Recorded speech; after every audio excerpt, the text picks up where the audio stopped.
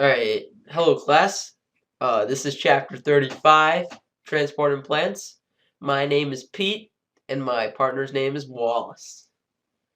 What's up? I'm Wallace. Alright guys, so I'd suggest if you have the time to watch this podcast in two parts. It's rather long, and you'll get the satisfaction of watching two parts of the same exact PowerPoint. So, I mean, who doesn't like that? Yeah, I know, right? And in addition, we'll have a couple intermissions within the thing. Just to keep you entertained, we're going to have a little bit of music along with it, just to keep you in sync with the PowerPoint, keep you on high alert, just to make sure, any information coming your way, any info, you better grab that up. Yes, and if you don't want to see the music moments, you can skip. I highly suggest not to. Keep you on your toes, Yeah, like music is good for you. like Wallace said. All right, let's go. So, Wallace, take it. All right, so the first thing we have to start with is, why do plants need transportation? Well, plants lose a lot of water through their pores, and we'll go over why that happens later. But water needs to be transported from the ground into the plant to make up for these losses. They also need to bring mineral nutrients from the soil, things like ions from the ground, so that they can carry out their natural processes. All right, so obviously water is required in plants. We use it in photosynthesis. Well, we don't use it, but plants do, and they use it again in transporting solutes up the plant. Water is also used to cool the plant and maintain internal pressure. Yeah, that's right. Well, osmosis. Osmosis is the most important, arguably the most important part of this chapter. It's the movement of solute particles through a membrane by diffusion. It's the mechanism by which most of the stuff in this chapter happens. Solution is separated by a membrane most times, and the solute, uh, well, the water moves from a place of obviously lower concentration of the solute to a higher concentration, which means that the apparent movement of solutes is from a higher concentration to a lower concentration. Um, Obviously, it's passive. It requires no energy. so osmosis, there must be a selectively permeable membrane in order for it to take place. Right, and with cells, that's usually given either the plasma membrane or the cell walls. Usually contributes to that, along with the channel proteins that are embedded in the membranes, but that comes later.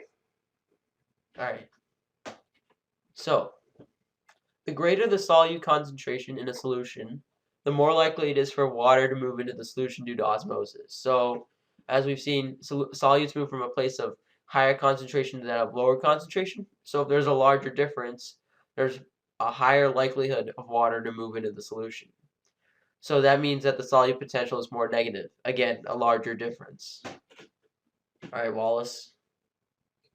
Now, obviously, this is all elementary stuff: diffusion, osmosis, that sort of thing. However, in the case of plant cells, plants are surrounded by a cell wall. So when water tries to enter the cell, there will be the solute potential trying to force water into the cell. At the same time, there will be a pressure potential. It's called a pressure potential trying to force it out of the cell. It's also called turgor pressure. So if you look at the diagram here, you see that water tries to move in because of the solute potential, and also water is forced out because of the pressure potential. So we have these two opposing forces, which are Right. usually of different signs. Okay, so water enters the plant cells until the pressure potential balances with the solute potential on the outside. Then the plant cells become turgid, meaning they have a highly positive pressure potential. So plants will wilt under low turgidity conditions. So again, plant cells want to become turgid.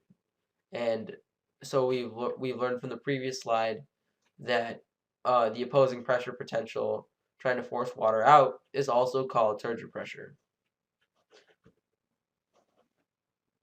So the big takeaway here is water potential. So water potential is the overall tendency for a cell to take up water when you put the cell in pure water. So this is called water potential. It's denoted with the Greek letter psi, which looks like a little y thing. Water potential is just the sum of the solute potential and the pressure potential. Uh, usually solute potential and pressure potential are of different signs. So they, one cancels out the other. So water potential is usually slightly positive or slightly negative or zero, or it could be, Yeah, so as Ani it's all. said, sometimes they're zero, so under no applied pressure, it would make sense that all of these are zero. So obviously, if the water potential were zero, it would not take up any water, and at the same time, it would not release any water. It would just stay in equilibrium with its environment, with the solution that it's contained in. Nice. Nice one, Wallace. Yeah, thanks, Pete. All right.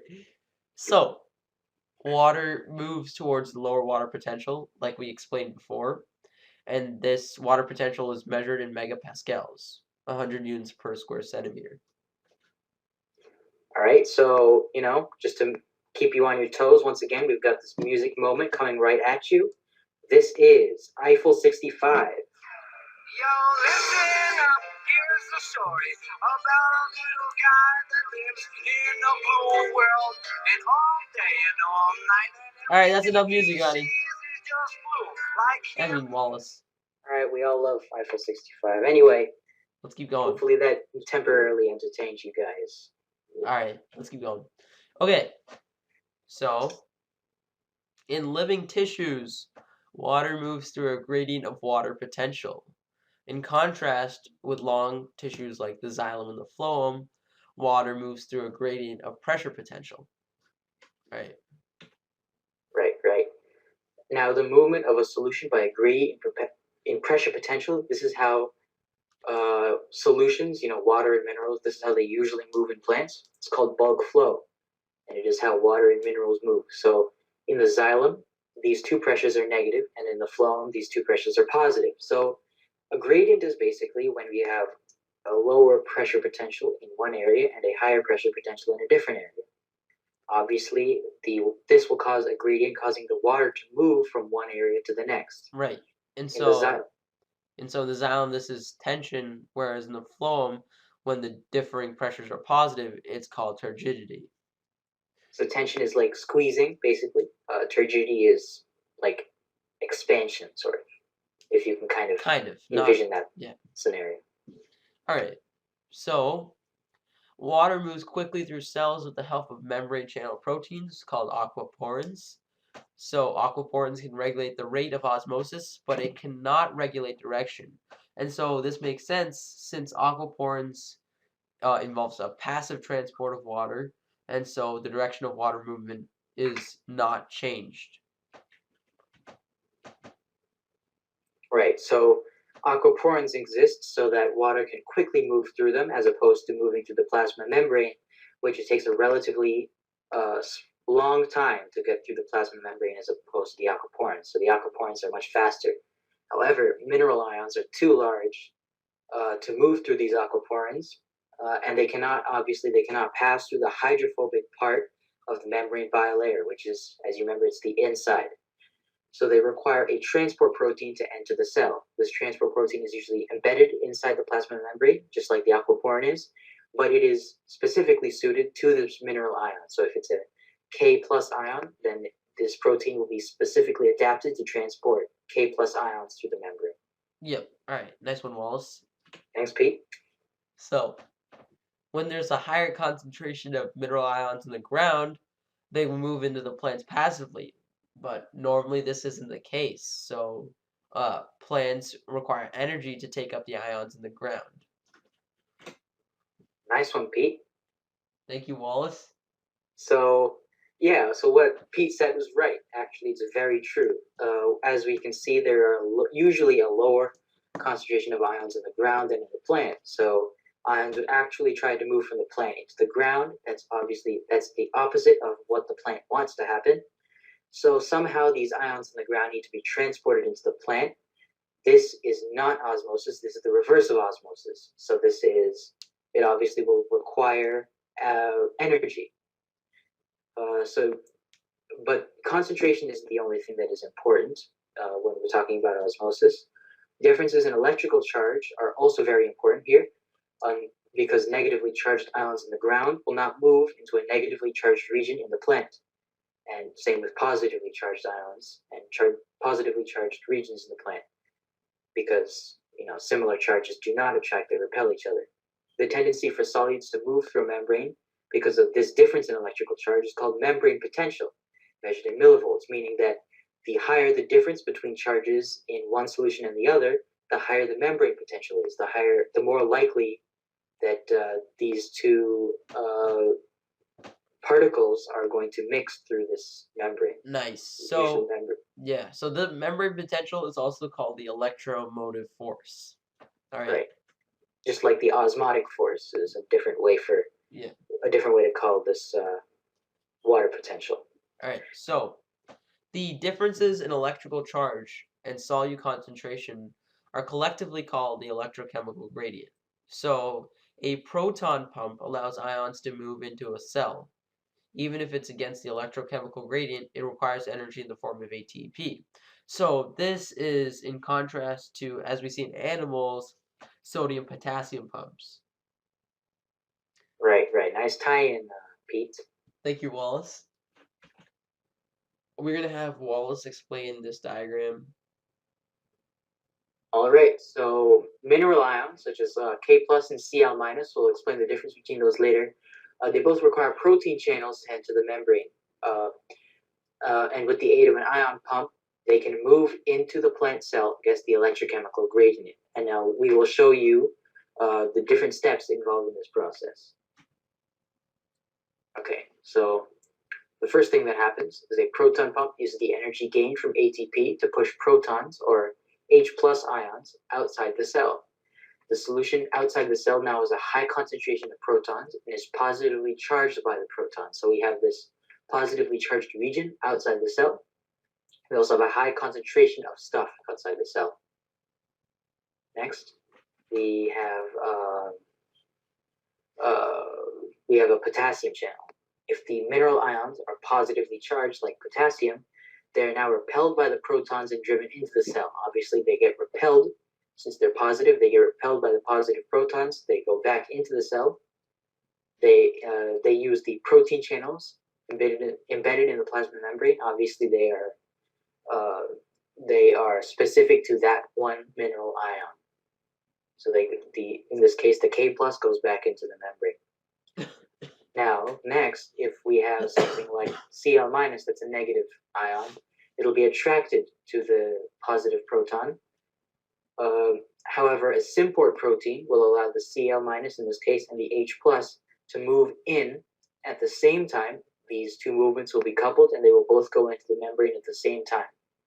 So both the positive ions like K plus and the negative ions like Cl minus, they're both covered in this case.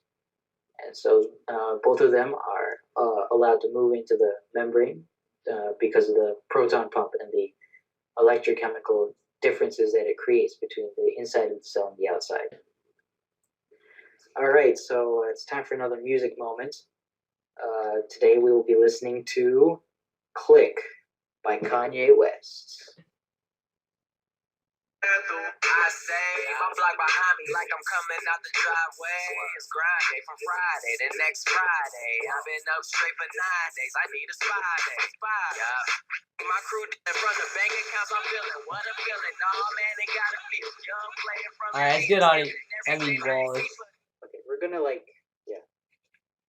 right, let's keep moving. So, movement in the xylem and the phloem. So, water and minerals move from the soil, move to the stem of the plants through two different pathways. There's the apoplast and the symplast. The apoplast is a pathway for water or minerals to move through the cell walls, and the symplast is a pathway for water and minerals to move through the plasmodesmata joining the cells. All right, so Wallace is going to explain what's going on here. Right, so this is just a cross-section of the root of a plant, right, where the plant touches the soil. So water and minerals need to go from the outer soil into the cell of the plant. That's the primary objective. So obviously the cell is on the very inside of the plant, which means that water needs to make its way through the different layers. First the epidermis, the cortex, then the endodermis, and then finally reaching its destination in the cell. So that these are the four different layers of organization of the cell that it has to go through, or the root. All right. Yeah. So What's we going on have these over two here? different What's going on over here, Wallace? Okay, say that again. Oh, what's going on over here, Wallace? Well, as you can see, there are two pathways that the water and minerals can take through the cell. If you take a look at this big chunk right here, this is the root hair that the blue arrow starts in. This blue arrow travels through the epidermis and through the cortex of the root. This blue arrow right here is the symplast. Now, as you can see, this is actually traveling through the cells themselves. And they're traveling between the cells through the plasmodesmata, which obviously, as you know, join cells together while linking their cytoplasms. So we can bring our water from the root hair all the way through the epidermis into the cortex and into the stem. This can happen all directly. This goes directly from the cells to the stem, which is the pericycle, the xylem, and the phloem, which we'll talk about later. The other way is the apoplast. The apoplast is a lot faster. However, it's not directly going into the cell. The apoplast is the cell walls, basically. It's this meshwork of different fibers that allows the water to move through very quickly. So as you can take a look here, it's not moving through the cells, it's moving through the cell walls. Now, the Casparian strips are where the apoplast is stopped. The Casparian strips do not allow the water and minerals in the apoplast to move from the cortex into the cell. So it has to make that jump into the symplast, into the cell itself, so that it can move from the cell into the stem, which is the pericycle and stuff. Right. So what's also important to note about the apoplast is it's also an important part of cell-to-cell communication. Right. That is very important. And we'll go over that, I think. All right. So material in the apoplast must move into the symplast before it enters the apoplast of the stem. This is so that transport proteins in the plasma membrane can regulate mineral ion intake. Right. Right. So that's kind of obvious. So once minerals are in the apoplast of the stem, which is the xylem, the water potential becomes more negative because of the increased concentration of the minerals here in the xylem. Now, obviously, because of the laws of diffusion, osmosis once again plays a role. It causes water to move from the cells into the cell wall of the xylem. This creates this mixture of water and minerals called xylem sap. And it's just laying there in the we'll be looking at xylem sap a little later. Right. So, earlier scientists believed that cells in the stem pumped water upward.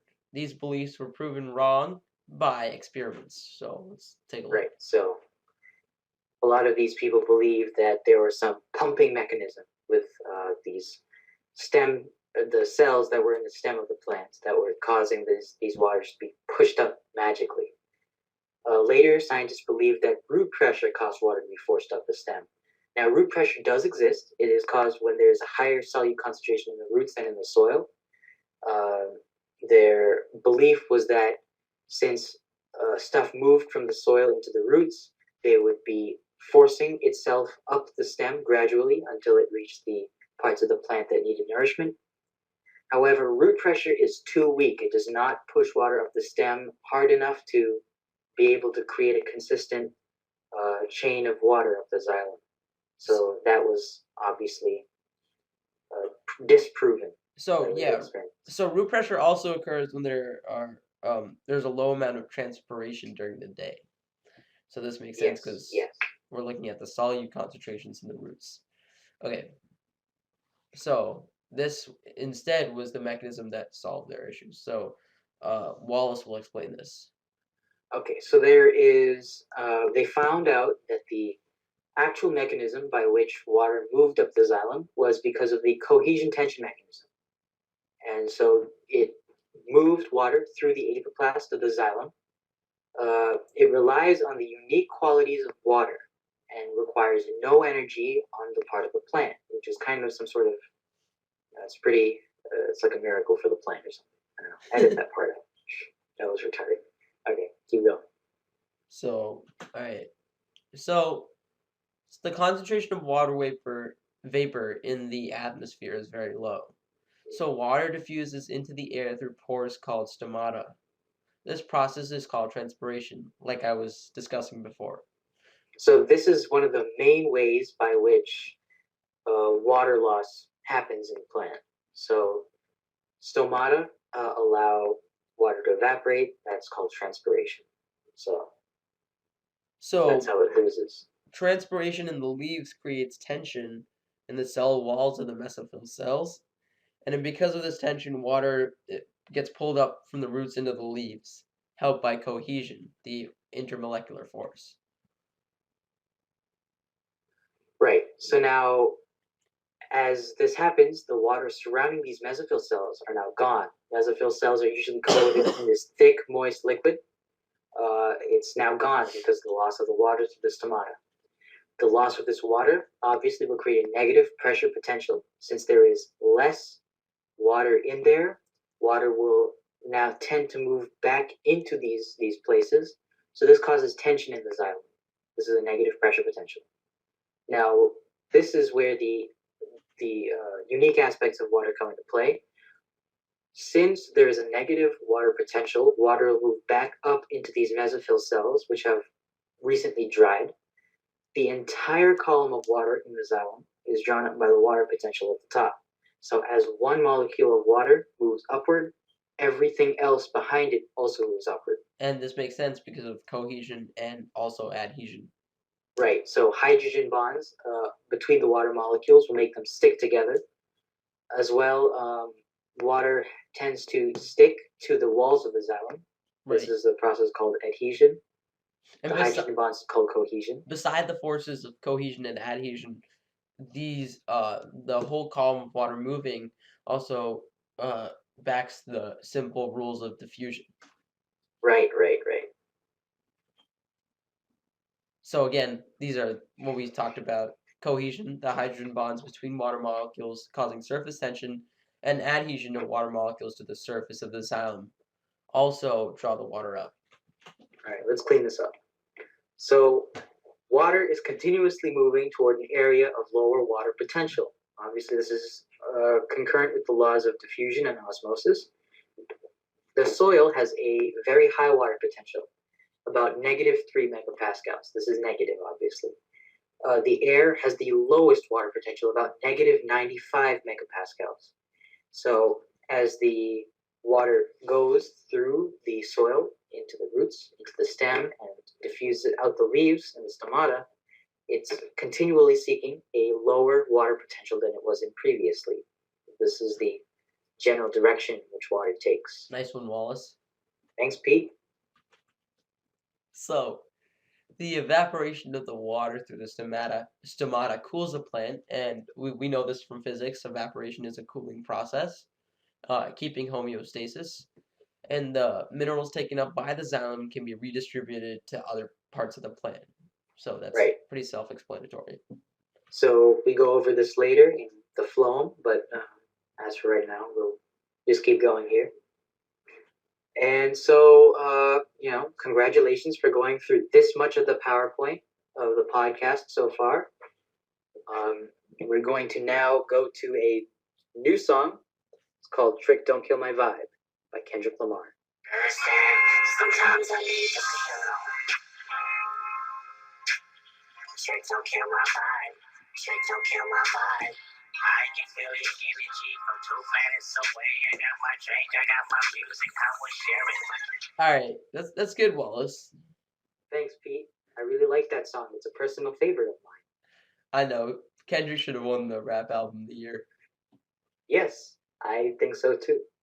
All right, Let's keep going. let us keep going. All right, so let's examine this cohesion tension model. So the cohesion tension model requires that the xylem is under tension, like I was discussing previously. or has a negative water potential, and this negative pressure potential of the xylem can be measured using a pressure chamber instrument. Right. Okay, so the next diagram will show how the pressure chamber works. Okay, so there are a couple steps in which this is executed, in which this experiment is done. So first, a scientist cuts a plant so that the xylem sap pulls away to the stem.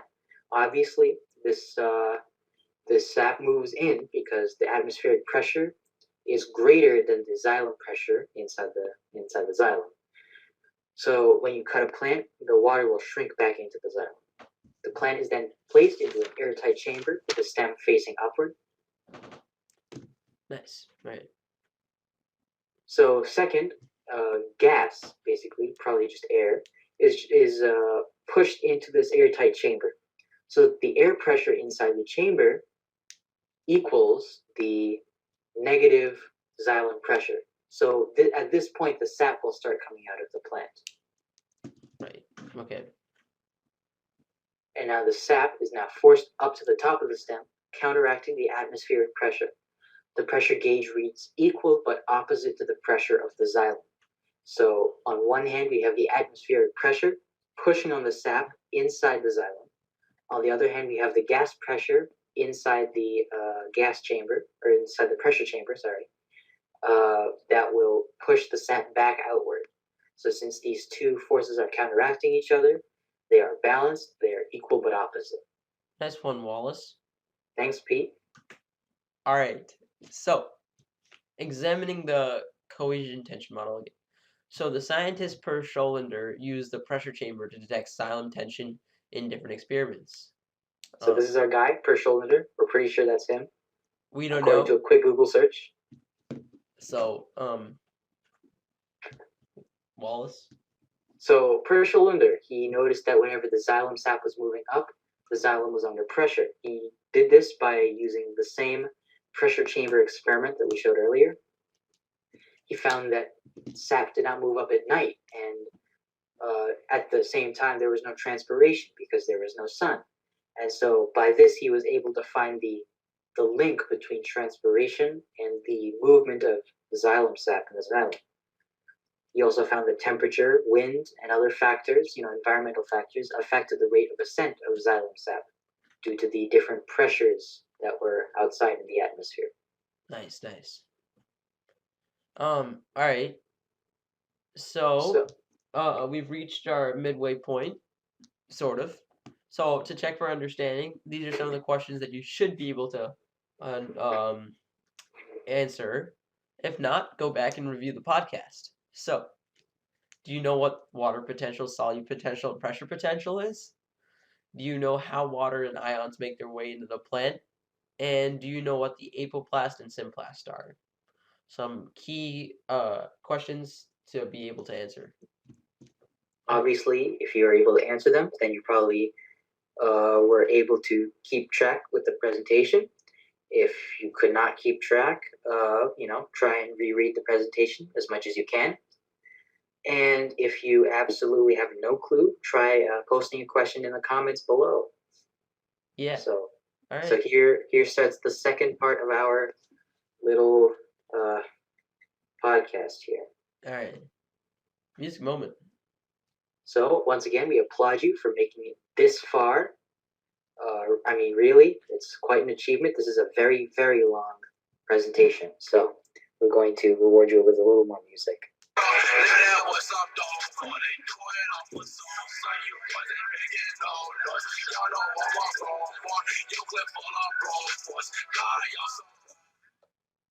As you all know, that was Love Sosa by Chief Keef. Let's continue. Another personal favorite. Yes, we all love Chief Keef. All right, let's keep going. All right, so stomata regulation of water and CO2. So the stomata, or singular stoma, are pores in the epidermis of leaves used for gas exchange. So guard cells, or specialized epidermal cells, regulate the size of the opening. So the stomata are open. When they are open, CO2 can enter the leaf, but at the same time, water vapor can be lost. So closed stomata prevent water loss, but do not allow CO2 to enter. This is a stoma. Right, nice, Pete. So this is obviously a picture of a stoma. Thank you, Wallace. No problem, Pete. All right. So stomata open and close based on the light intensity in order to maintain photosynthesis. During nighttime, there is less light intensity, obviously, so plants keep their stomata closed as there is no need to uptake CO2. The reason is there is no CO2 to fuel the photosynthesis. Even during the day, if water is lost at significant rates, the stomata will close. All right. So the stomata is closing and opening based on a need basis, basically. Yeah, and we're gonna investigate what sort of factors can lead to the stomata closing, aside from the light intensity. Yeah. All right, so one of them is the CO2 levels in the intracellular spaces of the leaves. So when the levels are low, guard cells increase the size of the stomatal opening, allowing for an uptake of CO2. So this is our guy again, Per Scholinder, telling us that plants use CO2 for photosynthesis. Right. So just highlighting the connection between the stomata and the regulation of CO2 for photosynthesis. Yeah. All right. Go Per Scholinder. So, Wallace, you can take the slide. All right. So an example of how these factors work is blue light activating a proton pump. Obviously, this moves H plus ions outside the guard cells. As a result, K plus ions move into the guard cells by diffusion, and because of the electrochemical gradient, water potential increases, causing guard cells to change their shape. So water will move into the guard cells because of the high concentration of K plus ions in there. There will be a water potential there. Right. Because of diffusion. So we diagrammed this earlier in the slideshow. We looked at how proton pumps pump hydrogen ions, positive hydrogen ions out, and we have potassium ions who repel the cations coming in, and this alters the guard cell, which changes their shape, allowing the stomata to open and close. Right. So water moves into the guard cells, making them very firm, and this causes the stomata's hole to open. All right, so how are guard cells acted on? So when a plant is under stress or when water potential is very negative in mesophyll cells, a hormone called abscisic acid causes the stomata to close. So again, we have our guy Per Scholinger, and he basically tells us that when the stomata closes, transpiration decreases to retain water. So this makes sense. Like we discussed before, when the stomata closes, there's no way for water to get through. So now Wallace will explain to you how abscisic acid works. So abscisic acid works by seizing the active transport, and so this shuts down the proton pump. The protons move back into the cell, and K plus ions diffuse out. This causes the pressure potential to revert back to normal or decrease. In turn, the guard cells, the water moves out of the guard cells, causing them to sag together and close the stomata. Other factors, including an absence of light, can cause this active transport to cease for this to occur. Right, that was good. Yeah, thanks, Pete. So the question here is, why do farmers care? So gardeners and farmers try to prevent transpiration from occurring, because obviously farmers want to make their time more efficient by less frequently irrigating their crops. So again, a refresher, transpiration is the loss of water due to evaporation. So we've already discussed one way that we prevent this from occurring or make this less frequent, which is abscisic acid, right? Which is rather expensive, so workers look for anti-transpirants to reduce water loss. So usually these compounds work by creating a polymer film around leaves to make a barrier for evaporation, preventing it from occurring. Right. That's nice. Hey, it's another music moment. Well, once again, Nice job for making it this far. Now we are going to be listening to Martin Garrix's Animals, which we all love.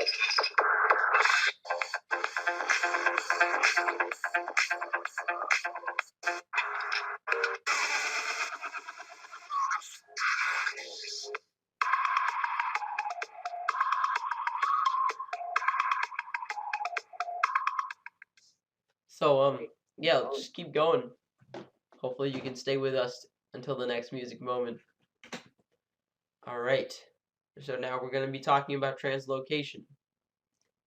So translocation is the movement of carbohydrates and other solutes through the plant in the phloem. So the general idea behind translocation is from sources to sinks. So what this means is a source is any organ that produces more sugars than it requires, such as a leaf or a storage root. And a sink is an organ such as a root or flower that consumes sugar for its own growth and storage needs. So again, this is done through the phloem. So we can uh, assign translocation with the phloem. But the xylem is also involved, but mainly through the phloem. All right. So one of the questions asked here was why the phloem and not the xylem. So Wallace is going to help us understand that. Right. So what happened was an experiment was conducted by this Italian guy. His name was Marcello Malpighi. He explained that the phloem was used in translocation using a simple experiment with trees. So as you can look, that's the picture of Marcello Malpighi. Yeah. It looks pretty awesome. Yeah. All right. So the deal with Marcello Malpighi's experiment was a ring of bark was removed from the tree. This is also known as girdling, when the entire circumference of the bark, a ring of bark, is removed from the tree. The region above the bark swelled. The bark below died. This makes sense because solutes were accumulating above the tree in the bark, which is the phloem. None of them were getting to the roots, which were below the cut. They died. So obviously, food was trying to move from the top of the tree to the bottom, but since the phloem was cut out in a certain ring, food could not get to the bottom, and so the solutes accumulated, causing this big swelling region, this big lump at the top of the cut of the tree. So that proved Marcello Malpighi's experiments. Yes. Nice one, Wallace. Thanks a lot, Pete. All right. So now I'm going to discuss the important characteristics of translocation. So if the phloem is killed, like we saw before with removing the ring of bark, through heating or any other methods, translocation is terminated. So translocation is bidirectional or occurs in both directions, up and down the stem, and is inhibited by compounds that inhibit respiration and limit the amount of ATP. All right. Right. That's actually pretty good. Yeah, it's good. Some good points you bring up there, Pete. Thank you, Wallace. Yeah. All right. So physiologists use aphids, which are sap-sucking insects. They analyze the phloem sap, looking at the rates of translocation through the use of radioactive tracers. They take a look at what the aphids have been eating, and they use that to figure out the rate of phloem translocation of phloem sap, basically foods throughout the plant. So Our, Wallace, what's our guy saying over there down there? Oh yeah, Per Scholander right here. He jumped in for one last comment. Tracers look at radioactive isotopes of regular elements to find out where they are. He brings up an important point of telling us how radioactive tracers work. So thank you, Per Scholander. Been really big help. Right. To remind me of Clippy from Microsoft Word. Okay. Okay, so what have these experiments with aphids taught us? So all the elements in a sieve tube move in the same direction, right? And by phloem translocation being bidirectional, we mean that elements of different sieve tubes move in different directions. So uh, in each sieve tube, they all move in the same direction, but we've stated before that translocation is bidirectional. So the last thing that we got from these experiments were that the pressure flow model. So there's a two-step process, and Wallace will explain this section. Right, so there is a two-step process. Loading, which is the transport of solids from sources into sieve tubes. Since sources produce lots of materials, which are solutes, these solutes are basically dumped into the sieve tubes. This is the process of loading.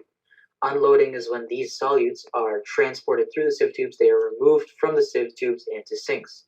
All right. Sinks require the use of these solutes there that are produced by the sources. So if you're wondering what sieve tubes are a special type of elongated cell in the phloems, comprised of sieve tube members or elements. And so the idea with sources and sinks makes sense with the loading and unloading. You unload your stuff from the sink and you get your stuff from the source. So this is a diagram explaining translocation. So we have transpiration that pulls water up the xylem, right? And then the source cells load sucrose into the sieve tube, reducing their water potential. And then the water is taken up from xylem vessels by osmosis. So we're talking about the water that came up the xylem through transpiration, and this raises the pressure potential in the sieve tubes. So the internal pressure differences drive the sap down the sieve tube to the sink cells. So sucrose is unloaded in the sink cell. So what we need to keep in mind is this occurs with any solute. Sucrose is just the example given here. Right. That's a good important note to note, Pete. Thank you, Wallace. All right, so the pressure flow model, as shown here, it satisfies the two following conditions. Number one, if sieve plates must be obstructed, bulk flow must be possible from one sieve tube element to the next. So it has to be one continuous flow. The second condition is that it must be an effective method of loading sucrose and removing them into zinc. So it has to be completely efficient. If it's not efficient, then it is not an evolutionary advantage. Right. Therefore, the pressure flow model does not work. Exactly. So that was a good explanation, Wallace. Thanks, Pete. But if you guys are wondering what sieve plates are, well, sieve plates are the interface between two sieve tube members, and what I mean by that is the interface between two sieve tube elements. All right. So the question now is, are these conditions met? So does the pressure flow model satisfy these two conditions? So through electron microscopic studies, pores were discovered to be plugged with fibrous proteins. And initially, these fibrous proteins were thought to clog the sieve tubes, but then they were later discovered that the proteins had appeared because the sieve tube elements had been damaged. So the sieve tube had been prepared for studying, and in doing so, they had damaged the sieve tube, causing the proteins to arise. What was later discovered again was that the proteins did not clog the sieve tubes. All right, and now the second condition. So again, let's look back. The second condition, that it has to be an effective and efficient method. So let's look again. Wallace will explain what's going on over here. Right. So a sucrose proton symport and secondary active transport are used to load sucrose into the companion cells in sieve tubes. Symport functions because the apoplast of the phloem contains a high concentration of protons supplied by the proton pump in the cells. So the active transport is also used to unload the sucrose into the sink, which maintains the pressure gradient and promotes the buildup of sugar. So as you can see, everything works as a nice neat system powered by these proton pumps that are constantly varying the water potentials and the different solute potentials that are occurring. And so this allows for the free movement of materials bidirectionally through the phloem. So this is a completely efficient method of transport. All right, so if you guys were wondering what secondary active transport is, so we have our primary active transport, which is direct coupling of ATP. But in secondary active transport, we have our electrochemical gradient, which is created through the pumping of ions across the membrane. Just to clear some things up there.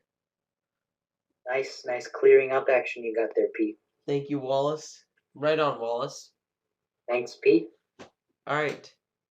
So, the last thing we'll discuss in this chapter, the role of plasmodesmata. So again, we learned about our symplast and apoplast, right? So substances move from cell to cell within the symplast through the plasmodesmata. So again, the plasmodesmata are used in loading and unloading the sieve tube elements, right? So with sink tissues, plasmodesmata are abundant and favor rapid unloading. So plants and viruses produce these things called movement proteins that change the permeability of plasmodesmata and allow larger molecules to pass. Nice one. So we have a quiz that you have to answer the questions to. This one is required, so we hope you stay awake these past like 60 slides. Yeah, These questions shouldn't be too hard if you did pay attention. Question 1. In the top right figure, why has the water level risen in the test tube? A. Water outside has a greater solute concentration. B. Water inside has a smaller solute concentration. C. Water outside has a smaller solute concentration. D. The water didn't rise. Alright, pause. Next question. Wallace, you can take this one. Question 2. In the bottom right figure, what does the piston simulate?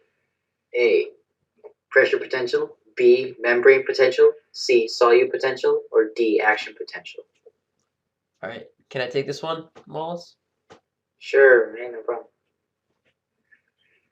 problem. Question 3. What tissue conducts water and dissolved minerals from the roots to the stem and leaves? A. Epidermis. B. Periderm. C. Phloem. D. Xylem. Pause. Next question.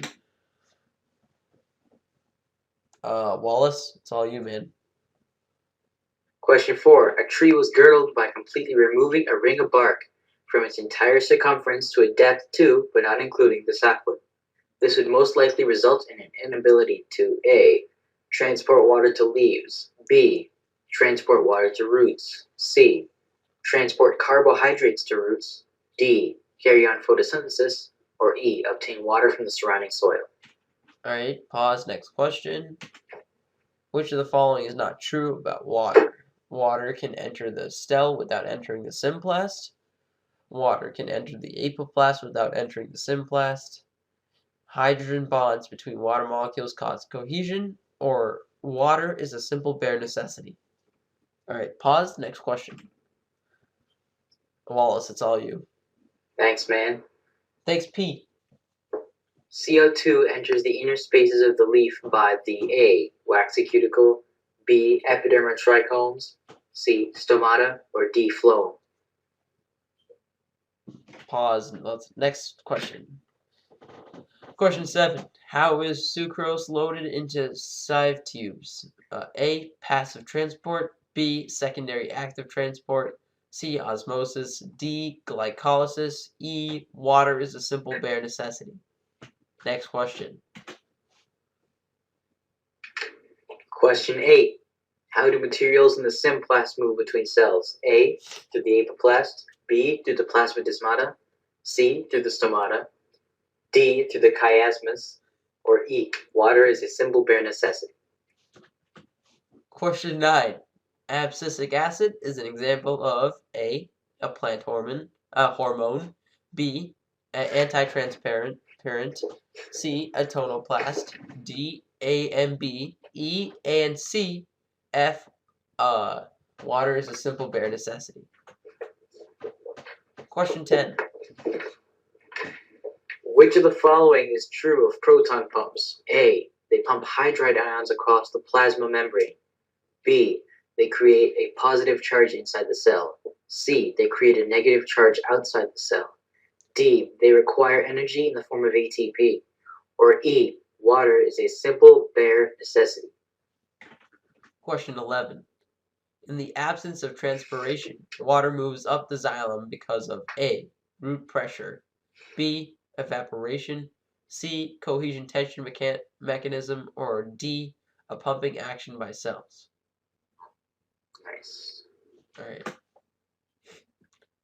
So for this question, we won't read the choices. Just take a look at the choices. We'll read the original question. Which of the following represents the movement of water and nutrients from soil to the stem? So again, from the soil to the stem. All Should right. be pretty self-explanatory with the arrows and such. Right. Yeah. So it means in that general direction. Question 13. Wallace, you can take this one. Thanks, Pete. How is the stoma opened? A. Water rushes out of the guard cells, causing them to be rigid. B. Water rushes into the guard cells, causing them to be rigid. C.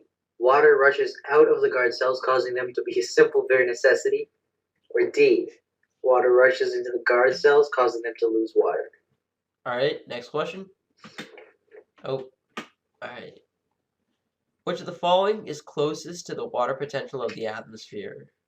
A. Negative 0.1 megapascals. B. Negative 1 megapascals. C. Negative 10 megapascals. Or D. Negative 100 megapascals. All right, next question. 15. Which of the following hormones most affects the closing of the stomata? A. Auxin. B. Abscisic acid. C. Cytochrome. Or D. Escherichia coli. All right, next question. Which of the following is similar between xylem and phloem transport? Both are passive processes, both involve only living cells, both are bidirectional, or both are for the same purpose. All right, next question. Which of the following is most responsible for movement in the xylem? Root pressure, guttation, cohesion tension, or simple bare necessities? All right, Wallace, take this one. All right. Question 18. Which of the following statements about pressure potential gradients is true? A. Movement in the phloem is caused by negative pressure potentials. B. Movement in the xylem is caused by negative pressure potentials. C. Negative pressure potentials cause turgidity in the xylem. Or D. Movement in the xylem is caused by positive pressure potentials. All right, next question. Which of the following is not part of the cohesion tension mechanism? A. The transpiration of water through the stomata. B. The cohesion of water to itself. C. Water moves from higher to lower water potential. D. The wider the tube, the greater the tension its water column can withstand. All right, next question. Solid. Question 20. This is the extra credit. Who is this guy? No hints, Wallace. No hints. All right. But guess who he is? You get the extra credit. All right.